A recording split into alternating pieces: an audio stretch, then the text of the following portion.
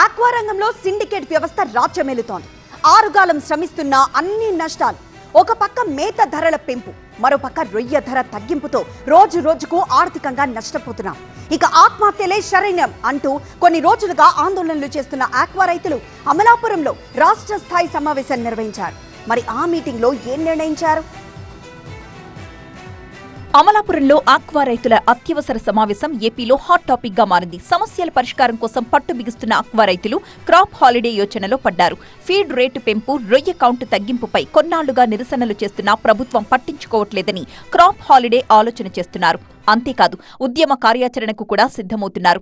ఎలా ముందుకు వెళ్లాలి అనే దానిపై మరికొన్ని రోజుల్లో నిర్ణయం తీసుకోబోతున్నట్లుగా తెలుస్తోంది. ఏపీలో ఆక్వా పరిశ్రమకు పదే పదే కష్టాలొచ్చి పడుతున్నాయి. ట్రంప్కి కోపమొచ్చినా మన రొయ్యకే ఇబ్బంది, యుద్ధం జరిగినా రొయ్యకే కష్టం, పెట్రోల్ రేట్లు పెంచినా రొయ్యకే నష్టం.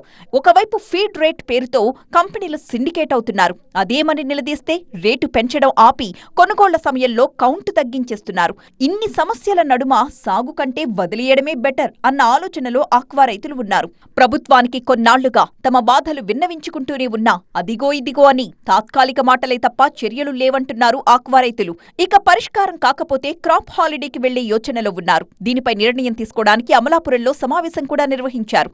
ఉభయ గోదావరి జిల్లాల నుంచి పెద్ద ఎత్తున ఆక్వా సంఘాల నేతలు, రైతులు ఈ సమావేశానికి హాజరయ్యారు. ఇవాళ ఆక్వా రైతాంగం సంక్షోభంలో ఉంది. ఓ పక్కన ట్రంప్ సుంకాలని చెప్పి కొంతకాలం దాన్ని నడపడం జరిగింది. తర్వాత లోకేష్ గారు ఆస్ట్రేలియా వెళ్ళి ఆస్ట్రేలియా నుంచి మేము పెట్టుబడులు తీసుకొస్తున్నాం ఆక్వా రంగానికి, ఆక్వా రంగాని యొక్క ఈ షిప్మెంట్లు కూడా విపరీతంగా ఉంటాయి కాబట్టి ఈ ప్రొక్యూర్మెంట్ రేట్లు కూడా బాగా పెరిగిపోతే ఆక్వా రైతులు ముఖాల్లో ఆనందం ఏర్పడుతుంది, ఇవాళ రాష్ట్రంలో ఆక్వా అభివృద్ధి విపరీతంగా జరుగుద్ది అని చెప్పారు. ఇవాళ మొన్న ఎక్కడో మత్స్యకారులది ఏదో వెళ్ళి చంద్రబాబు నాయుడు గారు ఆ చేప మొక్కలు ఏపటం, మళ్ళీ కిందకి మీదకి తిప్పటం, దాన్ని తిరగటం, ఫిష్ నేను ప్రోటీన్గా తింటాను, ఇలా ఫిష్ని ఎలా డెవలప్ చేయాలో, దీన్ని ఎలా మార్కెటింగ్ చేయాలో చెప్తాను. ఈ మార్కెటింగ్ ఏదో 2014 నుంచి 19లోపు చేయకపోయారా?